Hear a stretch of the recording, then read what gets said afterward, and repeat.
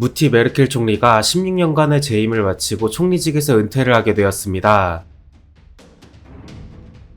무티는 어머니를 뜻하는 단어로 독일에서 메르켈 총리를 비유적으로 부르는 말입니다. 본명은 앙겔라 도로테아 메르켈로 2005년 11월 22일 독일 역사상 최초의 여성 총리이자 최초의 동독 출신 총리임과 동시에 최초로 자의로 총리직을 내려놓는 총리가 됩니다. 메르켈이 갓난아이였을 때 수도 베를린 교회 출신의 목사였던 아버지가 서독에서 동독으로 발령나면서 함부르크 출신의 영어교사였던 어머니와 함께 동독으로 이주하였습니다.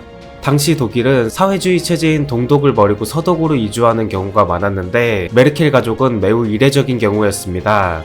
메르켈의 할아버지가 독일의 공산당원이었다고는 하나 종교에 냉담한 공산주의 사회에서 목사의 가족이라는 불리한 조건 때문에 메르켈의 가족은 동독의 지배층으로 출세하기에는 별로 도움이 안 되었습니다. 또한 그녀의 어머니는 목사의 아내라는 이유로 당시 대다수 동독 여성들은 직업을 가지고 있었지만 차별을 받아 직업을 가지지 못해 가정주부로 있었습니다. 메르켈의 청소년기에는 루터교회의 견진 성사를 받았는데 이때 당시 다른 대부분의 학생들은 공산당 청년단에 가입해 성년식을 치렀습니다. 이 때문에 불합리하게 차별받고 불리한 처우를 받게 될 수 있었지만 그녀는 워낙 공부를 잘해서 명문 라이프치히 대학교에 입학해 물리학을 전공했습니다. 이후로도 계속해서 들어오는 독일 사회주의 통일당의 입당 요구와 주변인들을 감시해 보고하라는 슈타지의 협력 요구를 거절했습니다. 슈타지란 독일 민주공화국의 정보기관으로 감시 대상을 감시하여 심지어 감시 대상의 집 지하실에 도청 장치까지 설치하는 등 당시 슈타지의 감시망은 말도 안 될 정도로 촘촘하였는데 동독 국민의 약 90명당 1명꼴로 슈타지의 협력자였습니다. 거기에 국민 모두의 채취를 모아서 탈주자가 발생하면 군견에게 그 채취를 맡게 해 추적하는 충격적인 행보까지 보였습니다. 동독이 무너지고 서독과 전쟁 없는 평화통일이 이루어진 후 동독 출신의 정치가들 중 상당수가 슈타지와 협력했던 사실이 드러나자 전 국민의 분노의 대상이 되어 사회적으로 매장당하는 일이 있었습니다. 이러한 협력 요구와 독일 사회주의 통일당의 입당 요구 등을 거절한 그녀의 양심적 행동 덕분에 동독 출신임에도 그녀의 커리어에 아무런 손상도 받지 않은 채 통일된 후에 독일의 정계에 성공적으로 데뷔할 수 있었습니다. 메르켈의 데뷔는 1991년 서독 제6대 총리이자 통일독일의 초대 총리이며 냉전의 종식과 함께 다가온 통일의 기회를 놓치지 않고 분단의 역사에 마침표를 찍은 이른바 통일재상이라고 불리는 헬무트 요제프 미하엘 콜이 집권할 당시 기독민주당 연방하원의원에 선출되어 발탁되었습니다. 1991년 독일 여성청소년부 장관으로 시작해 1998년까지 원자력부 장관을 지냈으며 2000년 4월 10일부터 독일의 기독교민주연합 줄여서 기민당 최초의 여성 의장을 지냈습니다. 그리고 2005년 4년마다 치러지는 독일 총선 이후 원내 제2당인 3인당과 내각 구성을 협력하여 같은 해 11월 22일부터 독일의 제8대 총리가 되었습니다. 당선 이후 메르켈 총리는 정치 노선과는 무관하게 실용적으로 접근하는 태도와 포용적이고 유연한 스타일로 각광받았습니다. 2008년 건국 60주년을 맞은 이스라엘 의회를 찾아 홀로코스트는 독일인에게 가장 큰 수치다라며 과거사에 대해서는 진정성 있는 반성을 보이며 주변 국가들에게 인정을 받았습니다. 과거사를 향한 끝없는 반성을 행동으로 보여준 일이죠. 그리고 취임 당시 동서독 간 통일휴유증으로 경제 상황의 악화를 극복하지 못해 유럽의 병자로 불렸던 독일을 재임 기간 동안 영국, 프랑스보다 2배 빠른 경제 성장을 일구어내면서 세계 경제의 중심에 세웠습니다. 이후에도 16년간 독일을 이끌어오며 독일인들에게 어머니란 별명으로 불리고 독일 국민들은 어머니가 떠나가는 것에 대한 아쉬움을 드러내고 있습니다. 그간 메르켈 총리님의 노고를 진심으로 위로합니다.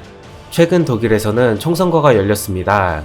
독일의 의원 내각제를 뒷받침하는 선거제도는 초과의석과 보정의석이라는 독일 특유의 제도로 연동형 비례대표제이며 매번 선거 결과에 따라 총 의석수가 변했습니다.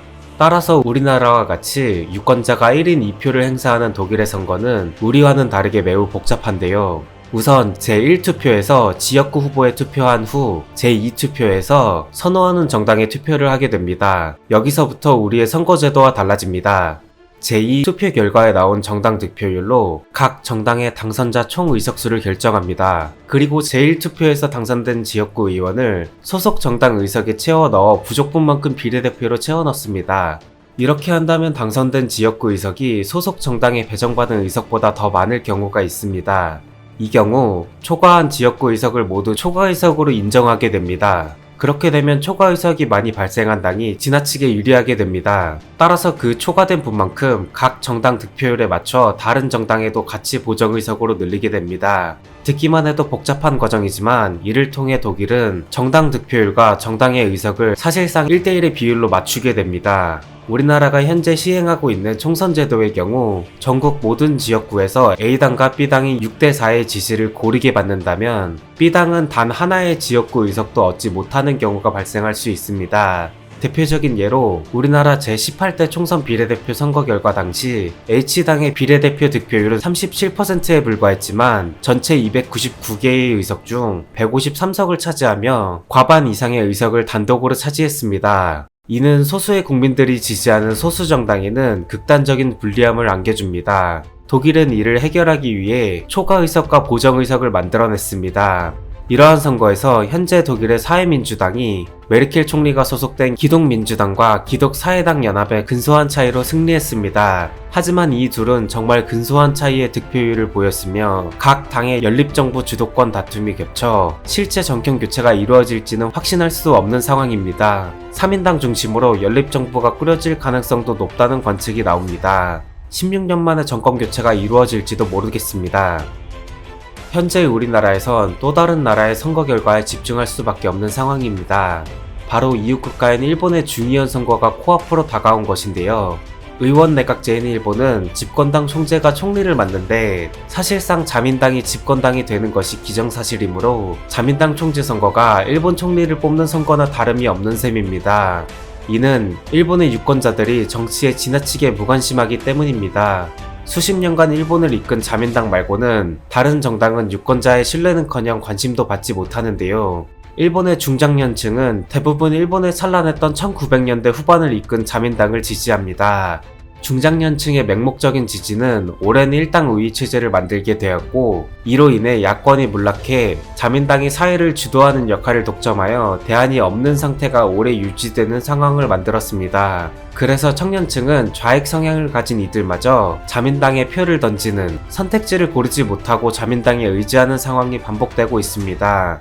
심지어 선거 기간 각 방송사의 보도에서 젊은 층들이 보이는 태도를 미루어 볼 때 자민당 말고 어떤 정당이 있는지도 모르는 청년들도 다수 있는 것 같습니다. 실제로 자유민주당이 만들어진 1955년 이후 1993년 8월부터 2년 5개월, 2009년 9월부터 3년 3개월, 총 약 5년 8개월을 제외하고는 항상 자민당이 집권당이 되어 왔습니다. 우리나라에선 자민당이 흔히 극우 성향의 당으로 알려져 있는 경우도 있는데 자민당 정치 성향의 스펙트럼은 비교적 넓습니다. 이는 보수 우파인 자유당과 중도 보수 혹은 보수 온건파인 민주당의 합당으로 이루어진 당이기 때문입니다. 현 자민당 총재인 스가 요시히데 총리가 사임을 표명하자 스가를 이을 후보가 누가 될지 관심이 끊이질 않고 있습니다. 2019년 한국대법원의 강제동원 배상 판결을 빌미로 시작된 일본의 수출 규제로 아직까지 한일 간 첨예한 갈등을 낳고 있습니다.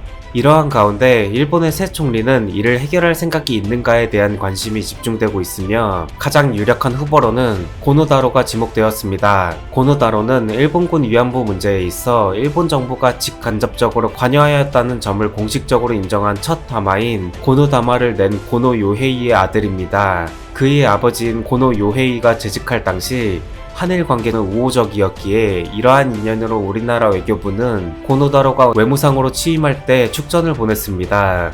고노다로 또한 한일의원연맹에 소속되어 한국인 비성을 채용해 한국어를 공부하는 등 한일 양국 간의 우호관계에 대한 희망을 드러낸 바 있습니다. 이 때문에 아베 내각에 입각한 초기부터 내각 내에서 친한파로 분류되어 있었지만 한국 대법원의 강제동원 배상 판결에 따른 한일 갈등 이후 벌어진 한일 무역 분쟁에서는 한국 정부와 나를 세우고 대립하며 아버지와는 다른 모습을 보여주었습니다. 고노다로는 강제징용 문제 해결을 위해 대한민국 정부에게 제3국을 통한 중재위원회에 응하라고 요구하였으나 한국 정부가 별다른 반응을 보이지 않자 주일 한국 대사를 일본 외무성으로 초치하여 한국의 입장을 설명하던 주일 한국 대사의 말을 일방적으로 끊으며 한국 측 제안을 절대로 받아들일 수 없다는 입장을 이전에도 전달했다. 그것을 모르는 척하면서 새롭게 제안하는 것은 극히 무례하다라고 언성을 높였습니다. 이 당시 일본에서는 과거사 문제와 초계기 갈등으로 혐한 여론이 최고조로 들끓고 있던 와중에 고노다로가 한국에게 한 방 먹여 통쾌하다는 여론이 주류였습니다. 국가를 대표하는 공식적인 자리에서 다른 국가의 대표의 말을 끊으며 언성을 높인 무례한 행동에 대해 통쾌하다며 쾌재를 부르는 것으로 보아 그들의 수준을 보여준다 할 수 있습니다. 또한 대립 중인 한국의 지도를 우리나라로 치면 국방부 장관격인 방위장관의 집무실에 그것도 전범기 옆에 걸어둔 사진을 SNS에 공개하며 의도적으로 우리에게 불쾌감을 주는 등 한국과 대립하는 입장을 취해왔습니다. 최근 언론에 공개된 한반도를 향한 정책 방향성에서 고노다로는 조약 문제는 한국이 해결책을 제시해야 하지만 수출 규제는 불필요하다면 해제 가능하다는 입장을 내비쳤습니다. 하지만 이전 고노다로의 행보를 볼 때 한일 간 관계 개선은 다소 어려울 전망으로 보입니다. 지금 현재는 한일 간의 대립이 그칠 기미를 보이지 않지만 하루빨리 일본이 잘못을 인정하고 해결되길 바랍니다. 오늘 준비한 내용은 여기까지입니다. 내용이 마음에 드셨다면 구독과 좋아요 부탁드립니다. 감사합니다.